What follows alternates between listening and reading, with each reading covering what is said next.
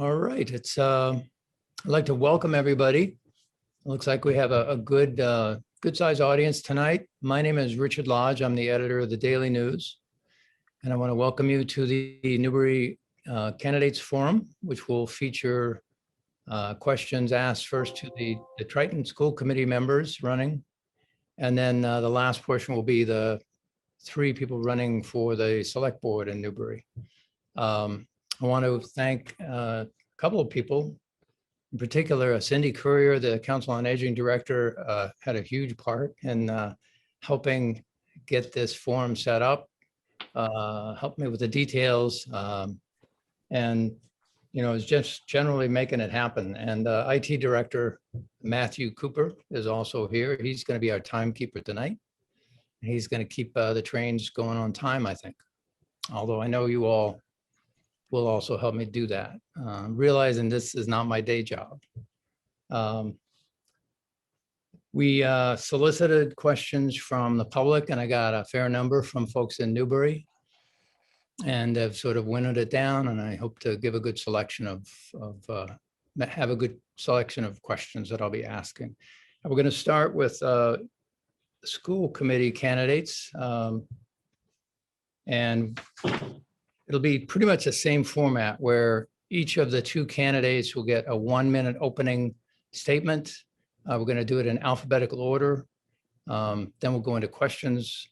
As we get near the end of a 15-minute segment, we'll do 2-minute closing remarks in reverse alphabetical order. We'll do the same with the select board candidates, starting in alphabetical and then reverse alphabetical. And each candidate, for the most part, will answer the same question. I'll ask it to both of them in this case. So for the school committee race, we have incumbent Paul Goldner and challenger Matthew Landers. They are seeking election, will be on the ballot on Tuesday, May 11th, which is your town election. And they're wanting to represent the town of Newbury, of course, on the regional school committee. So we'll start with a 1-minute opening remarks, again in alphabetical order. So Paul Goldner, you have 1 minute. Hello, my name is Paul Goldner, and I'm running for re-election for Triton School Committee. One of the primary tasks of the school committee is to oversee a $46 million budget, $36 million of which is paid for by our 3 towns.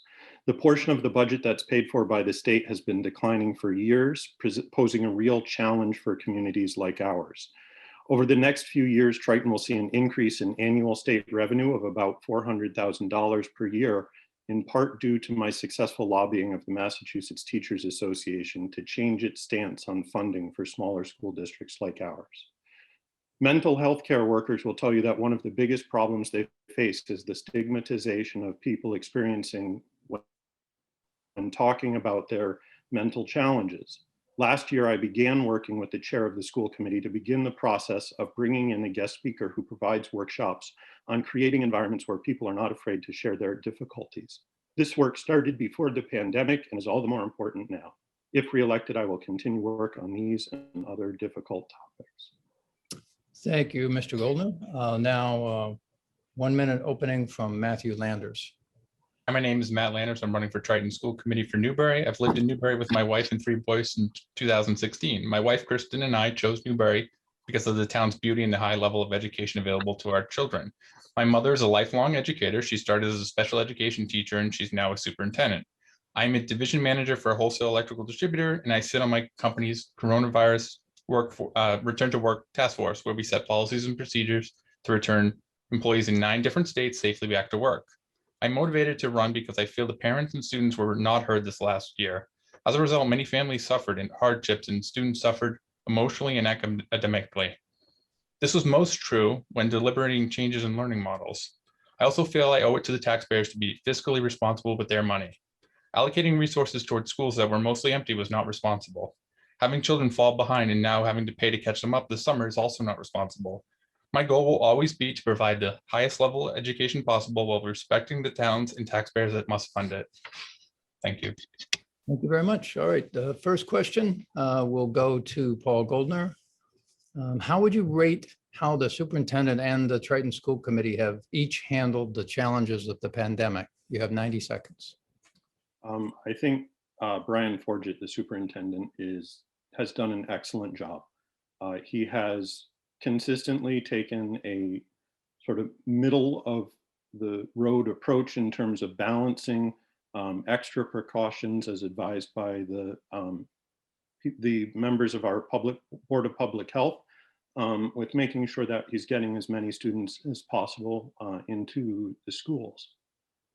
I think his team has done admirable work all year, and I have nothing but great things to say about the work that they did during the pandemic. They consistently planned at an extremely high level. I think that the school committee, all 9 of us, came to the table and hashed out our differences as best we could. And obviously we had differing opinions on what was best for the schools this year. But I think that we spoke a lot, we met a lot, we gave a lot of opportunities for the town to hear what we were thinking. This was not true in every district in the state. Thank you. Matt Landers, you have 90 seconds on that same question. Well, I feel Brian did a great job. Brian's very well respected as a superintendent. I think he always had the students' best interest in mind. First off, I have to say, I think DESE kind of failed, every district to begin with. It shouldn't have been left to the school committee to decide whether kids are in school. There should have been standards and they should have been followed. It was kind of hard to put it on people that may not have the knowledge, or medical background to make a decision whether it's safe for kids to go to school. As far as the school committee, I think as a whole, I think most of them tried. I think some of them had some other motives that they didn't want to have kids go back to school. I was a little disappointed when they stopped listening to Brian and did their own thing and kind of went against what he thought was best for the students. So I would say maybe C, D on the school committee, A on Brian. Thank you. Thank you very much. Now I reverse order and I'll ask the question first to Matt Landers. What obligation does the school committee have to ensure students who fell behind in 2020 and so this year, because they couldn't properly adapt to or take full advantage of remote learning? What obligation does the school committee have to make sure they receive the education they deserve? Well, public education is a right in Massachusetts, so they have a huge obligation to catch them up, get them back on track, reach out to them this summer, get them back on track. But I think it's going to take longer than just the summer, so I'm concerned about that.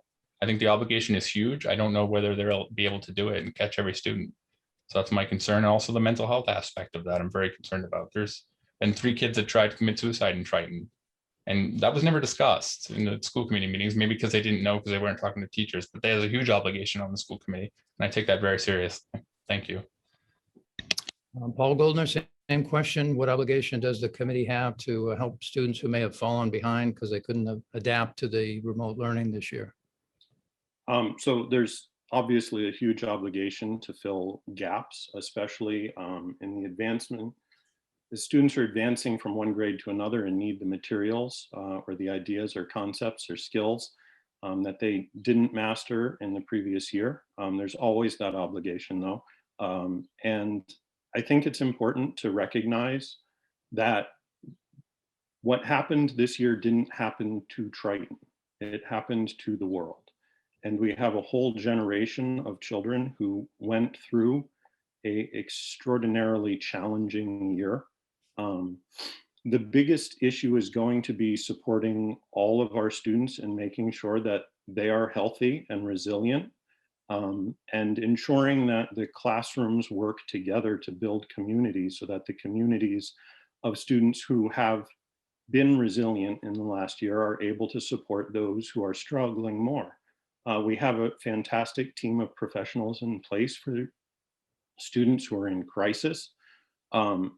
And from my understanding, those needs are being met and have been met to the best of the school's ability based on their knowledge of the situation at the time. But we obviously need to continue both on the academic work, and plans are already underway to bring students in over the summer and help start working on that process, as well as the tasks that we're going to engage in at the beginning of next school year. Okay, thank you very much. Another question, I'll start with you again. As we move beyond COVID-19, what two issues are you most excited about working on with your school committee colleague during the coming academic year? Sorry, was that directed for me or? That's for you, Paul.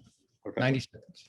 I think that two big issues that I'm really interested in engaging in are continuing to be the state's responsibility for funding public education. It's supposed to be 41% of the education budgets is funded by the state, but Triton's at about 21%.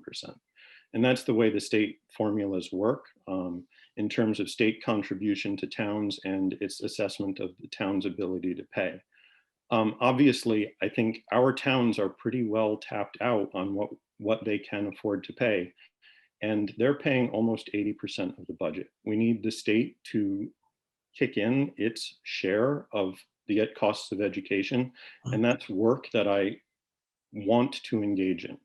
As well, I think there's a lot of work to do as we've talked about mental health, but also in building this understanding of who everyone is in the community, the challenges they've faced, and the difficulties and differences those challenges create that are different for every student. We have a society that is very fragmented in some ways, and the only way to build that is to let everyone talk and everyone share their stories and everyone learn from each other. There is policy that can be written to help in that area as well. Great, thank you very much. Same question to Matt Landers. What two issues are you most excited about working on with your school committee colleagues if you're elected during the coming academic year? You have 90 seconds. The biggest thing I'm excited to work with is on mental health and outreach to those students that fell behind in the last year, getting them taken care of, getting them, in front of someone and helping them learn. The second biggest thing would be the budget. And also, I do agree that the state has an obligation to pay for the budget, which they've kind of failed on. But I think there's other things that we can look at in the budget and work on those. So those are the two biggest things that I would be excited about working on. Okay, thank you very much. And I think since we started a minute or two late, I'm just going to go with one more question here.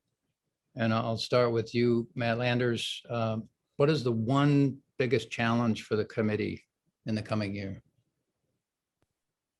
I would say the biggest challenge is probably, well, the trust of the community, I would say, is probably the biggest thing in the coming year. I think that we need to get everyone back on the same page and get them all working together. I think some people are very upset, and I think that the whole town's kind of been divided, and that would probably be the biggest challenge, other than money, obviously, which is probably the biggest challenge for every committee.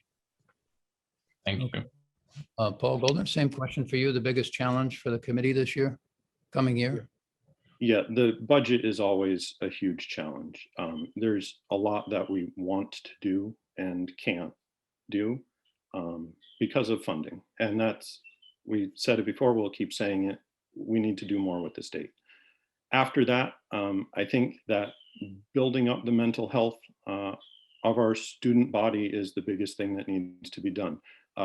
We need to build up the assets that our students have. We need to grow them as resilient learners. This has been the case for years. Mental health issues, suicide rates have been on the rise for decades now.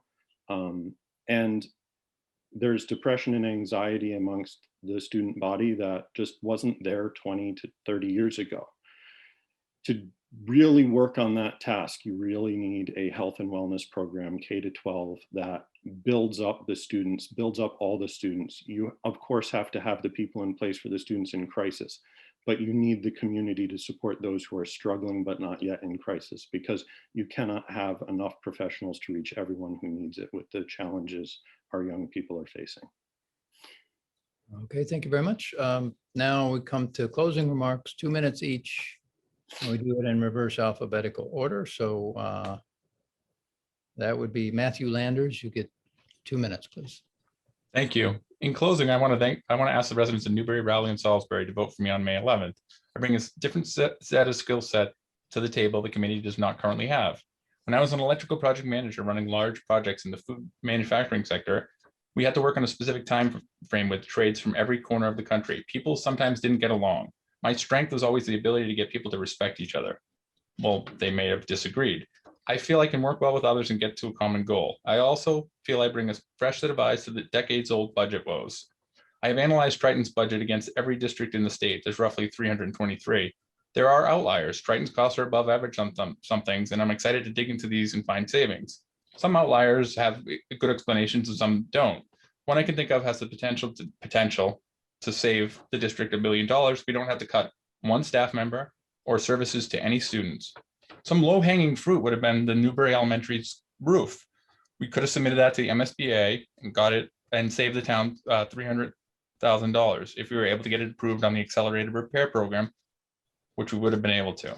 I care about this district and I care about the community. I'm running for the school committee to serve the community. If you have kids in the district, I will listen to you. If you're retired on a fixed income, worried about paying your next bill, and you just can't give anymore, I'm listening. We are a great community.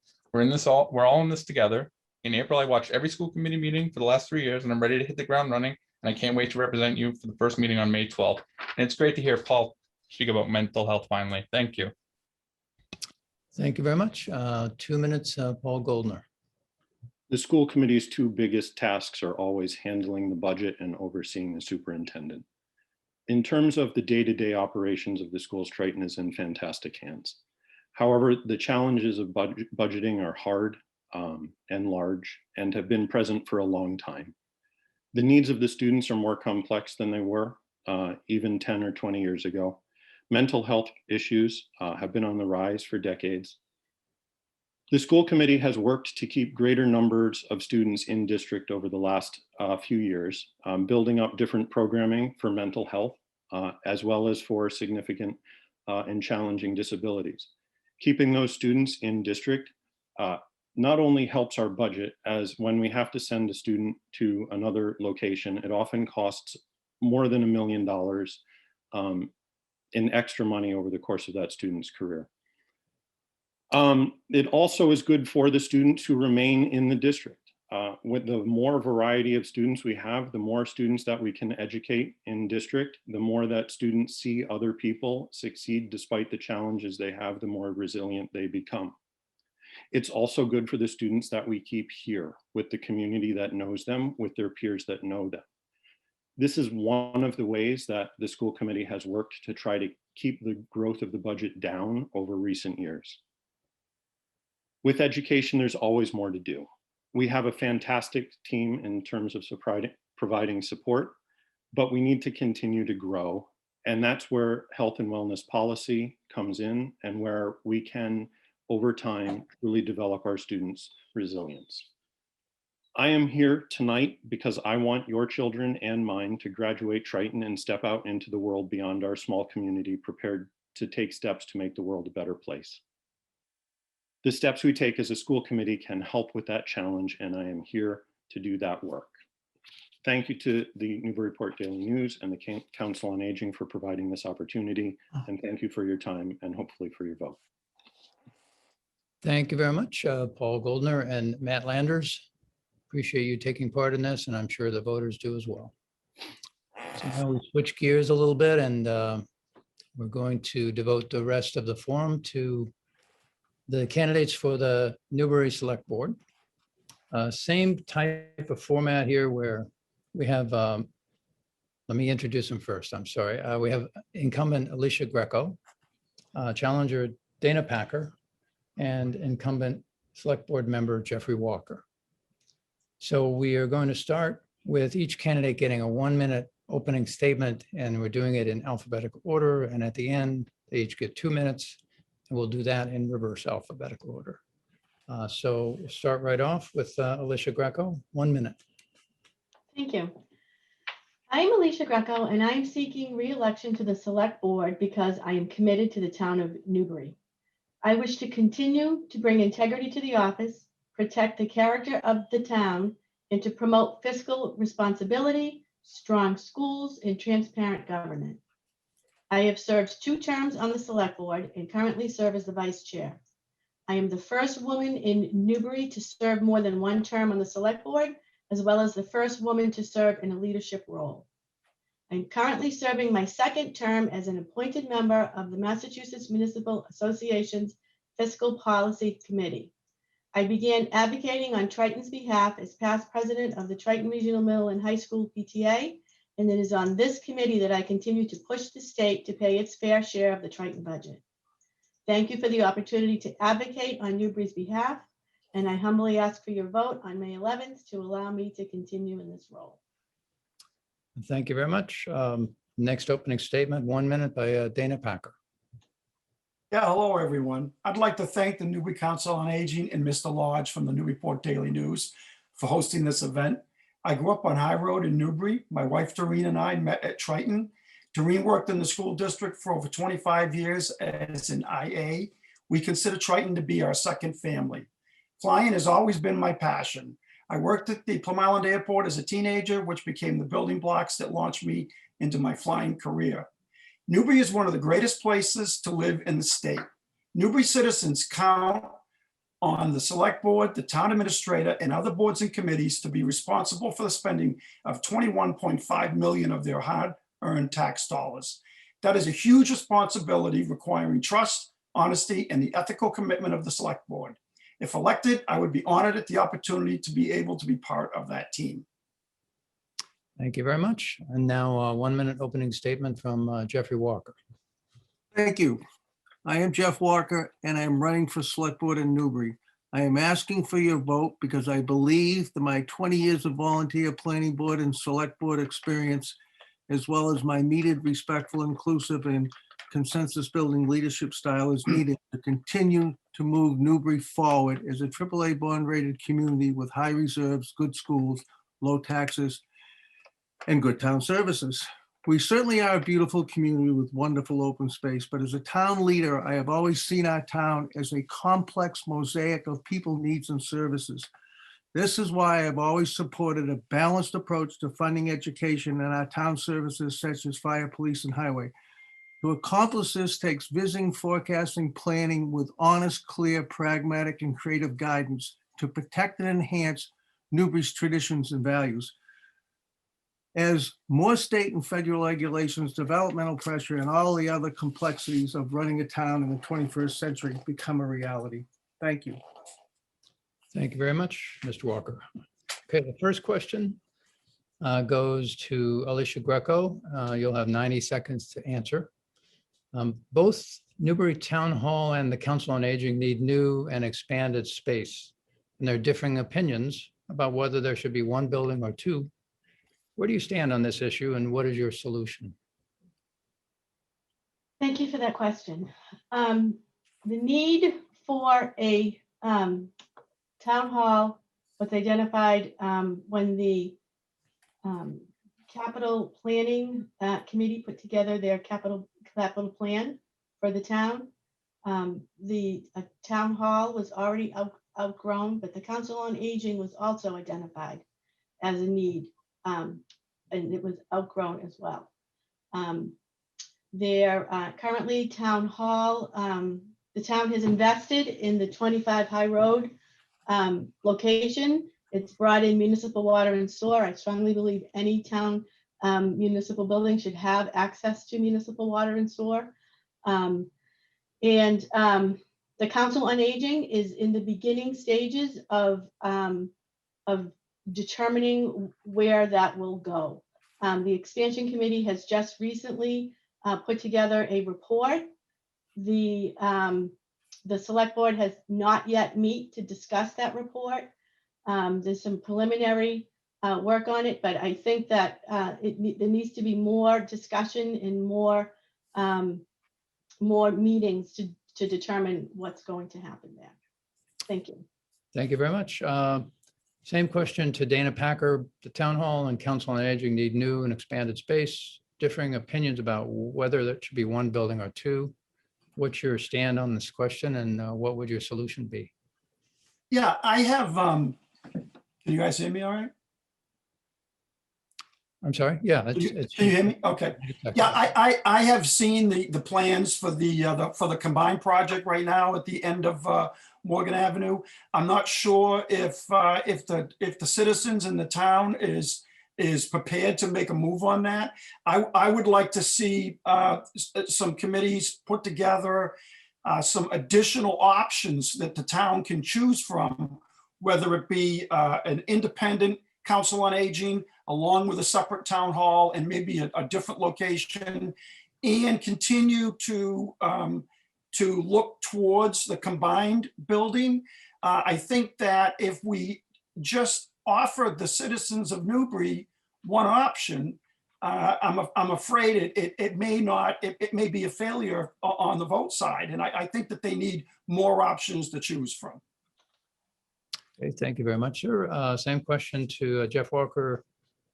Town Hall and Council on Aging need new space. There are differing opinions about should it be one building or two. What is your stand on the question and what's your solution? Thank you, Richard. Certainly, the old town hall was inadequate for our needs. And the Council on Aging where they are now is certainly meets the same criteria as undersized and inadequate. We put together needs assessments, and those needs assessments going forward are going to drive how we look at the solutions that we have presented before us, and ultimately, town meeting will have the say. So it's up to us to really, with everyone working together, come up with some good ideas of where we're going to go. And, and I'm open to what we find as we go along. I mean, we've always struggled with parking at the Morgan Ave. And we need to look forward to how we're going to handle that and a lot of other things that go forward with that. I have to say that Joyce really kind of put forward a good solution for me too. As Council on Aging thoughts go forward, if they should be separate, that the Council on Aging has a commercial kitchen and enough room to have not only needs and uses for the Council on Aging, but maybe to be able to meet some of the other solutions that our town might need, because we no longer have the fire hall. And the fire hall used to benefit us in a lot of ways. So certainly as we go forward, it would be nice to think of different ways that everything could kind of blend together. Okay, thank you very much. The next question, we'll start with Dana Packer. And again, it'll be a 90-second response for each of you. The town has 95 units that qualify as affordable housing, about 3.5% of the total year-round housing units, and all of them are rentals. Chapter 40B project, the rear of Pearson Drive, recently passed, and that'll bring 6 more affordable units, but only slightly increasing the town's percentage. The planning board identified a list of ideal potential affordable housing sites on its 2018-22 housing production plan, but Pearson Drive wasn't listed as one of those sites. How do you feel about this production plan, if it will actually be used to plan for affordable housing? Well, that's a really good question. I do know that the Pearson Drive housing project has been totally approved, and it's basically ready to go. I think that the citizens, when the thought process was being developed to initially develop that plan, I don't think they were expecting the number of homes that are actually going to go in there now. And the project went to the state, I believe, not totally sure about that. And the developers came back with this much larger project that I'm not sure that the citizens were ready for. I do think that 40B housing is important and appropriate for our town in the future. It will give the younger generation people that are not able to come up with the upfront money to buy their first home an opportunity to do so. And I would just like to see when the planning board and the master plan develops additional communities, I think that the citizens should be brought in on that plan so that they're prepared for those decisions. Okay, thank you. The same question goes to Jeff Walker. How do you feel about this housing production plan, and if it will actually be used to plan for affordable housing? All right. speaking to exactly the question and the certified or maybe to be certified 40B housing plan, which we don't have in front of us right now. Certainly our town is reaching a point where some of the usable land is marginal, and we're going to be faced with developers coming in with a 40B aspect to develop those marginal pieces of land.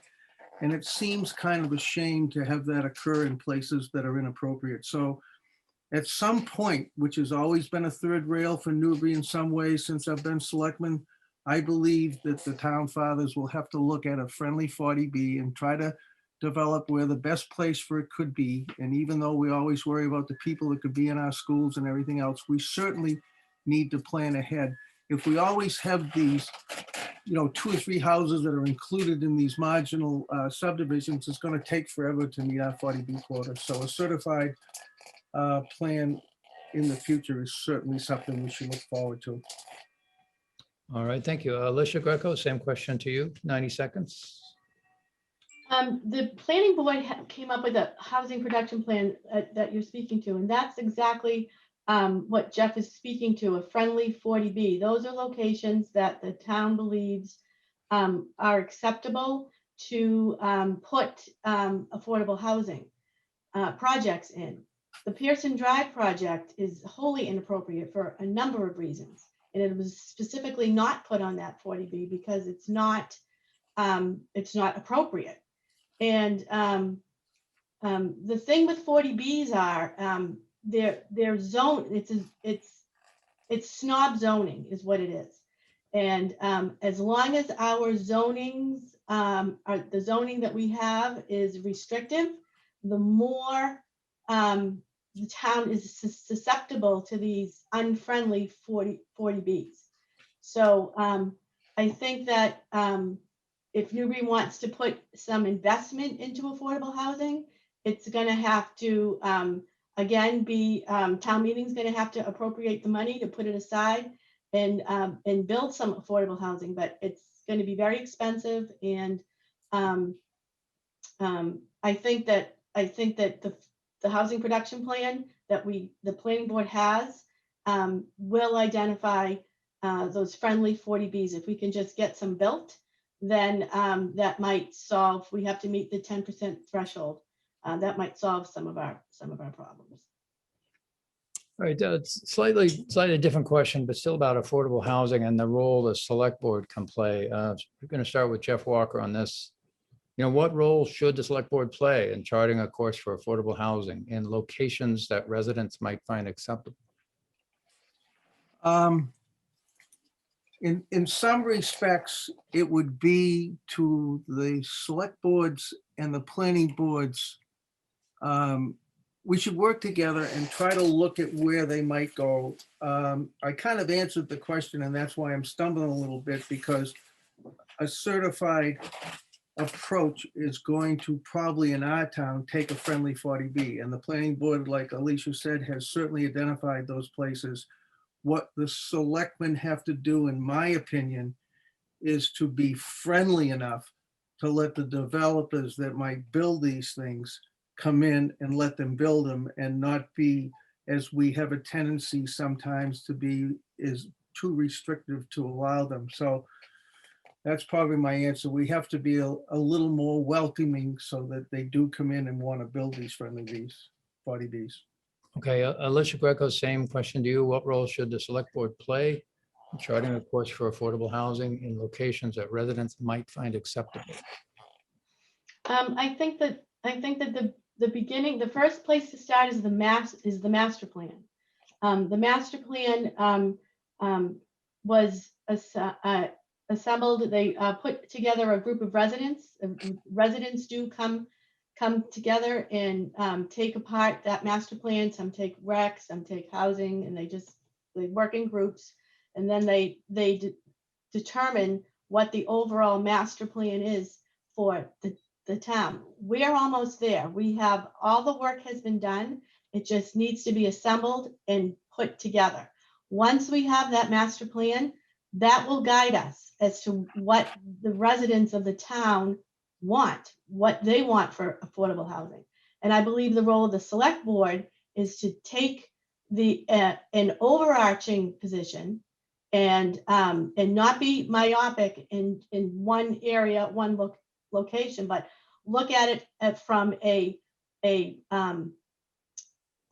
guess a 300-foot level as the town as a whole, and try to create environment through zoning and where, although the select board doesn't really have anything with zoning, but we could set the vision for the planning board to take that 300-foot level and start coming up with a plan for affordable housing. Because until we have meet that 10% threshold, we're at risk. Every neighborhood that has an undeveloped area is at risk. Great. Thank you very much. I think we hit the time there. Dana Packer, same question to you. What role should the select board play in charting a course for affordable housing in locations that residents might find acceptable? Yeah, I think that what both of my colleagues were trying to say is that Newbury doesn't really have a mandate developed yet for 40B in particular. And I think that if the planning board could, they've identified the sites. And I think that a lot of the issues that we've had with a lot of different things that are going on in the town is that we haven't opened up the communication process with the neighbors and the town people and the citizens themselves I mean, I'm not sure where those sites are located, and I'm sure there's a lot of other citizens that don't realize where these sites have been identified. And like what Mr. Walker said about, the wetlands that might be affected, and are we going to clear cut these areas, and what are they going to look like? I think that if we develop as part of the master plan a mandate for how we're going to allow developers to come into our communities and where these sites are going to be, and allow the citizens to get involved up front, it would be a much smoother process once that starts happening. All right, thank you very much. Next question, we start with Alicia Greco. 90 seconds for a response. What is your plan for using the $2 million in COVID stimulus money that Newbury is slated to receive from the federal government? That's a really good question. There are definitely capital needs that it could be put towards. It could be put towards a council on aging solution. It could be put towards a town hall solution. It can be put towards the municipal drainage issues that we have out on Plum Island. That's a conversation that needs. I'm not going to answer that myself. I think we need to sit together as a board, and I think we need to get citizen input and maybe survey the town to see where that is. But I don't believe it should be used for recurring operating expenses. I think it needs to be used for one-time purchases. There's always, Plum Island has issues with coastal resiliency. So I think there's plenty of opportunity. Thank you. Thank you very much. Dana Packer, same question. What's your plan for using the $2 million in COVID stimulus money? Yeah, well, the first thing we should do is we should replenish some of the things that might have gone to the wayside in the past year, and things that I'm not sure of what these numbers are, but possible, laid off town employees, restore possible wage reductions where someone was slated to get was supposed to get a raise, but they didn't. Public safety, disaster preparedness on the Plum Island emergency access would be a great place to spend it. If we deferred any of the DPW maintenance on our maintenance facilities and our equipment that we use to maintain the town grounds. And I'm kind of doing this in order, which I think probably ought to be the priority. Parks and recreations, outdoor areas, possibly, the upper and lower green. There's things that we kind of need now that we never really needed before. May it be outdoor gazebos in areas that may be usable for the COA to in the interim, when the COA is trying to find their new home, if they had some outdoor spaces that were covered and could be used for some of their activities, I think that would be fantastic. And last but not least, but one of the big things that the federal government's trying to push is broadband access for all of our citizens and maybe all of our public buildings. I think is something that whether it be in the schools so that the kids can do more Zoom type classes and that kind of thing. Okay, thank you very much. Jeff Walker, same question to you. Those were actually all good answers. And I have to admit, I do not know exactly the criteria for which this money can be used. So I'm going to vision like the rest did. I think emergency services kind of relate to COVID, and refurbishing any of our emergency services would really be a good idea. Like Alicia said, capital planning, some of the things Dana said. I also think that sustainability planning, not only for Plum Island, but even other parts of our town going forward, should be something we start to think of. One of my main things, and no one ever thinks about, we need to locate and protect our freshwater reserves in the town of Newbury. No one even really knows, are they at Matt's? Are they in the back of High Road? We have to find out where they are. Freshwater is the most important thing a town has. It could lead to maybe municipal water someday. People should maybe have municipal water. So I can remember that actually I was one of the last people that was one of the Old Town Water District people. So CIP planning, at some point farms, protecting them and giving them legs up like we always do. And even our clam flats, eventually with warming waters, we're going to have to try to look at ways of restoring the clam flats. So thank you very much. Okay, thank you.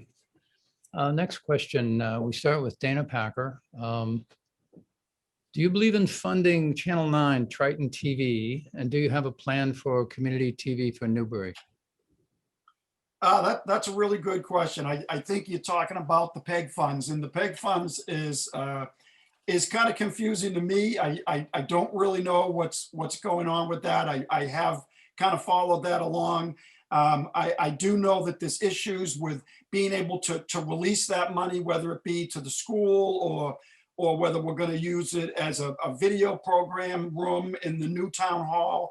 I would like to see the money to be actually released to the school and or the town and do it in a legal means. And I think probably the way to go about doing that is to maybe hire like an independent counsel that would give us some kind of access and ability to be able to utilize that money for Triton.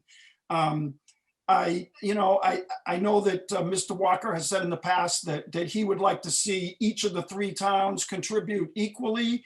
I don't particularly think that right now on my plate, that's not super important.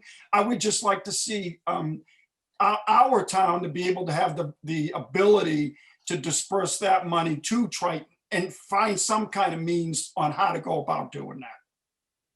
All right, same question to Jeff Walker. Do you believe in funding Channel 9 Triton TV? And do you have a plan for community TV for Newbury? I absolutely agree with funding public TV to the town of Newbury. And do I have a plan? Absolutely not. Because I'm also very much confused about the way we can put funding forward. I've looked at the mechanisms that we have in front of us and they don't seem to be working. I don't know if in actuality that maybe Triton should put together the budget and then it comes back out to us. And I don't know if that means that actually the three towns have to participate equally or not. But right now we seem to be a little bit stalled. We have DOR, we have legal opinions. We have several of our select people that have presented all other alternatives, and we seem to be working towards a goal, and hopefully we reach it soon. All right, same question, Alicia Greco, 90 seconds. Do you believe in funding Channel 9 Triton TV? And do you have a plan for community TV for Newbury? Thank you. The Triton Channel 9 is currently funded through the operating line item budget for PEG access that was appropriated at town meeting, about $95,000. There's a $5,000 line item budget in there.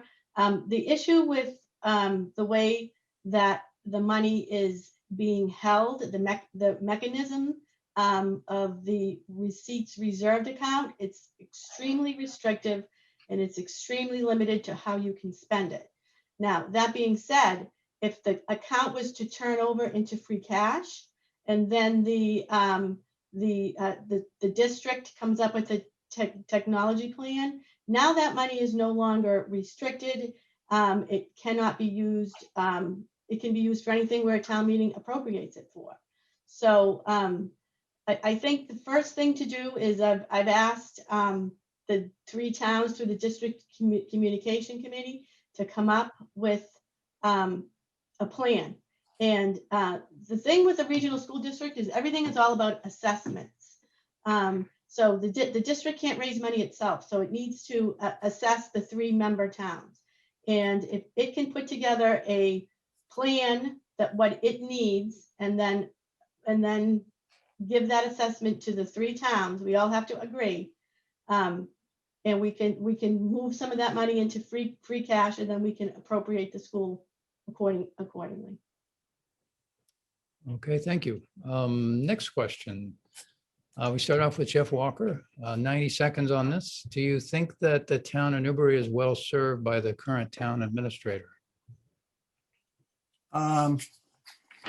This will get a little bit into my closing statement, but a lot of people don't realize that I actually have been selectman since 2009.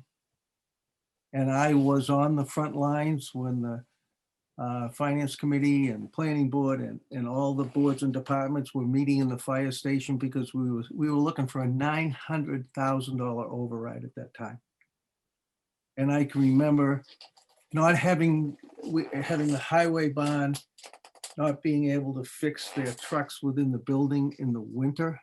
I can remember having volunteers shingling town hall, and that phone will just keep ringing. And I can remember having a very bleak outlook. My board stepped forward and we did hire a town administrator. We had Chuck Cox go first, and then we had Tracy Blaze. And I will say this, I was a little bit in a panic because things were imminent. And I said to Tracy, what are we going to do? And she said, give me 1 year and I'll have things back in the right direction. And you know something? I gave her 1 year, or we gave her 1 year as a board, and things turned around and we had things in the right direction. And that was the beginning of moving forward to all the good things that we have now. With the select board, town administrator, and all the boards and everyone working together with town employees and everything else. All right, thank you. Alicia Greco, same question. Do you think Newbury is well served by the current town administrator? I do. 10 years ago, Newbury had negative free cash. We were spending more money than we took in. This town administrator, through sound financial planning, put Newbury on the right track. It's not going to take 6 months to do this, but she instituted, under her guidance, the select board instituted a capital improvement plan to solve our capital needs. We've got a road improvement plan. We've got we've completed a police station. That police station should have been condemned. And just recently, in 10 years, we just certified free cash for $3.2 million. The leadership under her has been extraordinary. Her professional reputation is to go into underperforming towns and turn them around, and that's what she's done. And I sit on the Massachusetts Municipal Association Fiscal Policy Committee with people all across the state, and on several occasions, people have reached out to me and has said to me that we have a shining star in our town administrator. So, Okay. thank you. Thank you very much. Dana Packer, same question to you. Do you think Newbury is well served by the current town administrator? You have 90 seconds. Yeah, the short answer to that is yes, I do. And I think that Tracy Blaze has done a really good job the last few years. However, as far as the financial and fiscal recovery, if you look at what the property values have done in the last 7 years, they've gone up about 33.5%. That 33.5% of increased tax revenue is a huge amount of money, and it is a huge contributor to why the fiscal financial policies and why we have this additional money. There's a lot to be said for the management of the money, but I feel as though that if you look at the economy rebound that has taken place over the past 10 years, all aspects and all walks of life have rebounded equally to our town. So I don't necessarily, in my own standpoint, pat everybody on the back for doing such a great job, because I think that even my own personal finances have increased the same amount, and I manage my own money. So I do think that Tracy is a huge asset to the town, and I really look forward to being able to work with her. And I think that if the citizens could see the programs that she's involved with, and if it's out there out front and they're able to actually see what's going on, it would benefit the entire community. All right, thank you, sir. The next question, we're going to start with Alicia Greco, 90-second response. Do you think the occasional disagreements and tension between various select board members help broaden discussions, or do they hurt the ability of the board to get things done? I think they hurt the ability for the board to get things done. I have the benefit of having hindsight because I've been on the board for six years. And when your local government stops working and it's contentious, it's not good for the taxpayer. It's not good for the resident. It's not good for the community. I think that the two newest select board members have a different vision for the town. I don't know exactly what that vision is, but if I go by their voting record, they voted against the emergency access route on Plum Island. They've voted against putting money aside to solve our capital needs. So I don't know what the plan is.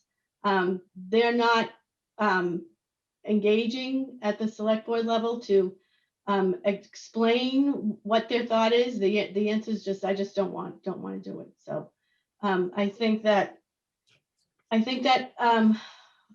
we need to have better conversations at the select board level.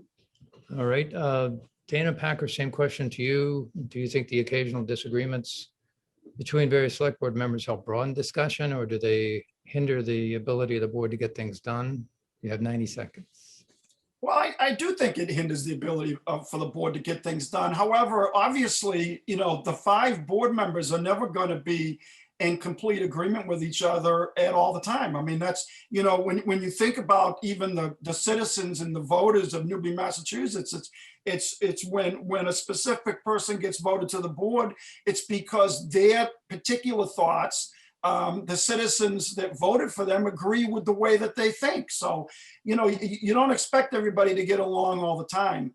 However, what I feel as though that I would be able to bring to the board if I were to be elected was to be able to maybe merge kind of that board together in one group. And I would like to see more debates coming to a conclusion where I may not agree with what someone else thinks, but through debate and through discussion, I would like to see a conclusion drawn where we can all say, okay, I get it. You know what, Jeff, you're right. You know, that's something that I can work with, or Alicia, you're good, or Jacoby, you know, yeah, I agree with you.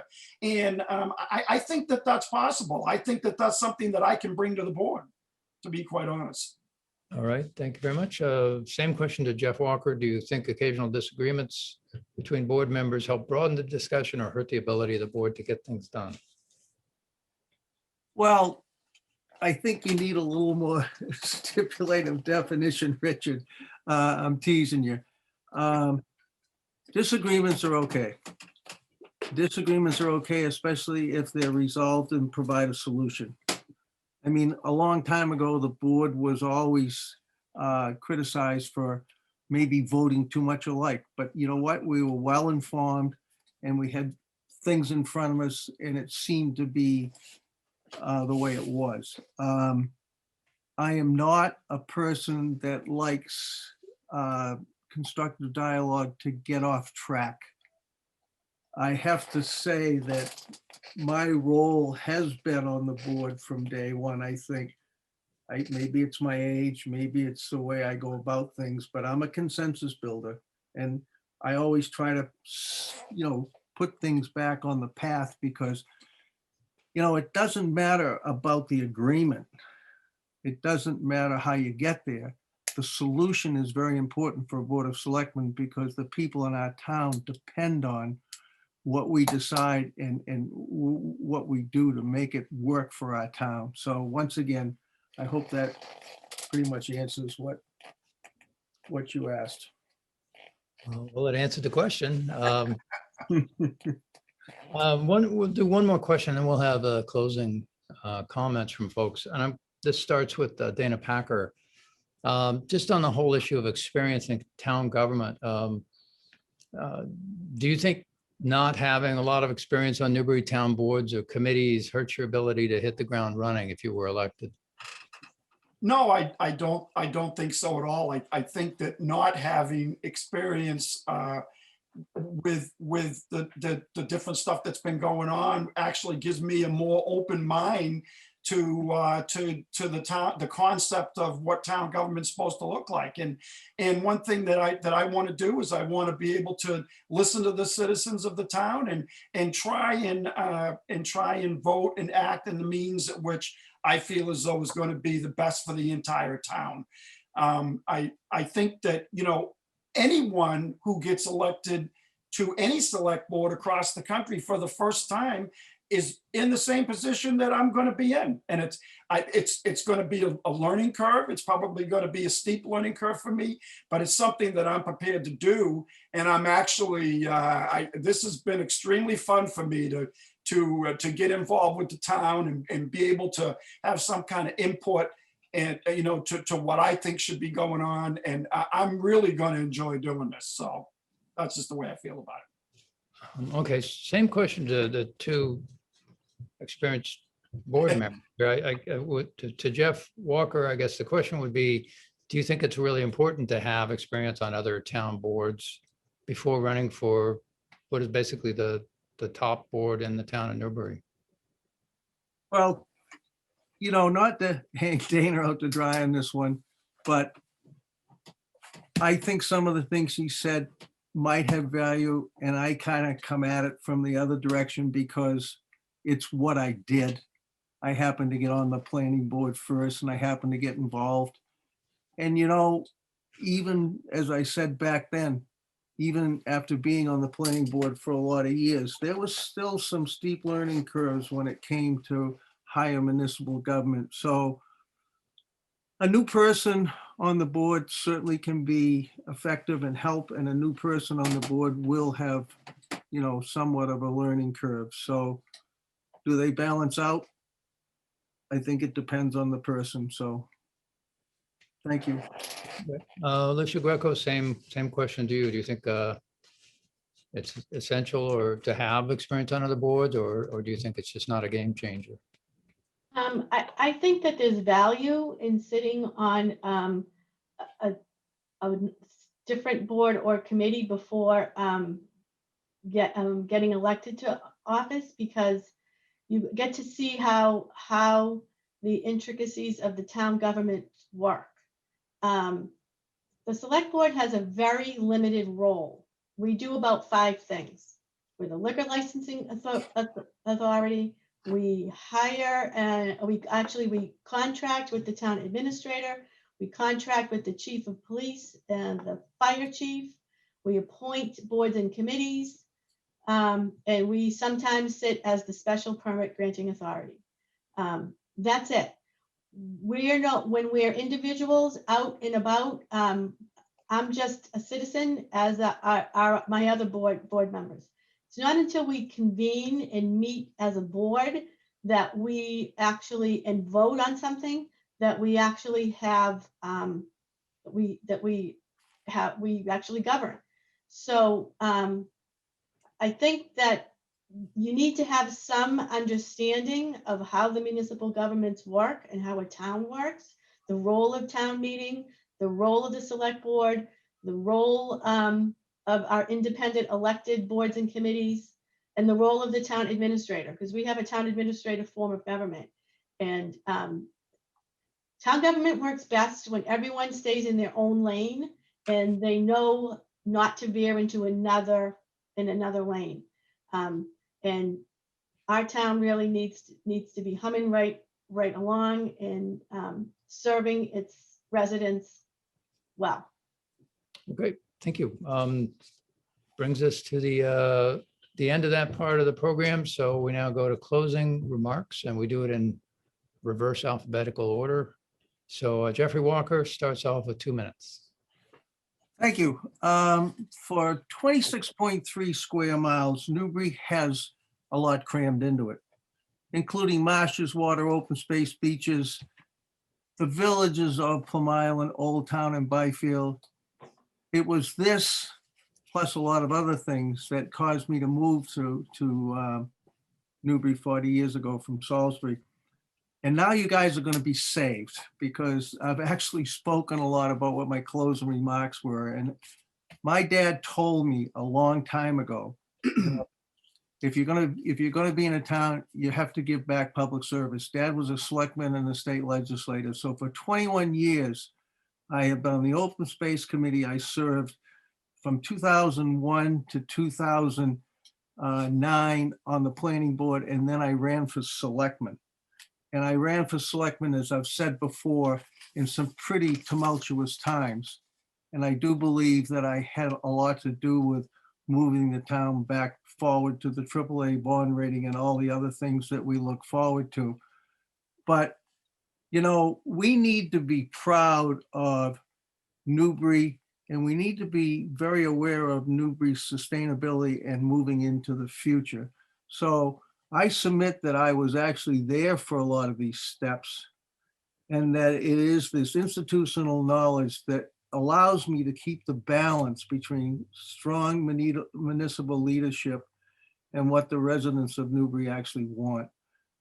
And finally, before I ask for your vote, my work as a local conservationist and Great Marsh consultant puts me in touch with local colleges, universities, state and federal wildlife, state agencies, including DEP. Also, my long involvement with the Merrimack River Beach Alliance positions me to be helpful with Plum Island erosion, the FEMA match implications, and also stormwater intrusion. So these are things that, you know, I think selectmen need as part of the leadership, and I think I can bring this to the board. So I would like to ask for your vote for these reasons. Thank you very much. Thank you very much, sir. Dana Packer, you have 2 minutes for closing comments. Thank you. All the topics discussed here tonight are just some of the challenges facing the town of Newbury. In order to face these challenges, we need cohesiveness throughout all of our boards and committees, and we must restore the trust that the citizens expect from their elected officials. My job, if elected, is to create an environment of checks and balances throughout the entire political structure of our government. Perception is reality, and I want an atmosphere where citizens can be sure that their tax dollars are being spent in their best interest. As citizens, there should be no second guessing about the decisions that their elected officials are making, and you do that by having a good working relationship within your peer group. There will be lots of important decisions to be made over the next 3 years, to be sure. COA, Town Hall, Plum Island Project, zoning special permits, 40B, wetlands conservation, just to name a few. The select board must be able to have a civil discussion to come in agreement that satisfies everyone's perspective, especially the will of the people. I like to use King Arthur as a metaphor. He and his knights sat at a round table. When they were seated, each one had an equal voice. He realized that those knights were the representation of his citizens, and if they were divided, so would be his forces. His leadership was unequaled. That went without saying. Listening and allowing everyone to be heard is what made him such an incredible, effective leader. Leadership isn't something you can force. Leadership is something that is earned through trust, vision, respect for others, and fairness to all. That's the vision I have for the Newbury Select Board. Thank you very much. And finally, Alicia Greco, you have 2 minutes for closing comments. We have a common belief that I cherish. Like you, I want to keep the rural agricultural beauty of Newbury, from the uplands of Byfield to the historic significance of Old Town to our beautiful beaches of Plum Island. I believe we can achieve this vision while solving our capital demands, keeping our schools strong, and maintaining our low tax rate. I recall when town and school budgets were slashed, streetlights were turned off, town employees were laid off, and taxes went uncollected. As part of the leadership team, I have worked hard to turn this around. Newbury is currently AAA bond rated, has roads the envy of the surrounding communities, has built up financial reserves, and has a new police station. All of this was accomplished while keeping Newbury's tax rate the lowest in the area, $10.66 per thousand. The incumbent leadership has put Newbury on sound financial ground and has helped pave the way for our progress moving forward. Changing the leadership now, just for the sake of change, puts all this progress at risk. Newbury is blessed with tremendous volunteerism, whether it is cleaning up graveyards, honoring our war heroes, serving meals on wheels, or coaching youth sports. I personally have read aloud to elementary students, sold pies to benefit middle school graduations, helped to create a casino night for Triton Grad Venture, and lost to the Honey Badgers at a trivia night to benefit the Triton Ed Foundation. These were small things that all mattered. They are what weave together the fabric of our community. Newbury is a community that I am proud to represent and hope to continue to serve. I would like to thank the Council on Aging and the Newburyport Daily News for this opportunity tonight, and I humbly ask for your vote on May 11th. Together, we can keep Newbury moving forward. Thank you. Nicely done. Thank you very much, folks. So that concludes our candidates forum. I want to thank the candidates. 2 candidates for the school committee, Paul Goldner and Matthew Landers, and the 3 select board candidates, Alicia Greco, Dana Packer, and Jeff Walker. And I especially want to thank Cindy Courier and Matthew Cooper, who helped this show move along and after pulling it together. So thank you all very much. And I want to, one last reminder to wear your mask and remember to vote on Tuesday, May 11th in the town of Newbury. Thank you. Thank you, Thank Cindy. you. Thank you, Matt. Thank you, Good night, everybody. everyone. Thank you, Richard. Good night, Richard. Good night. Thanks.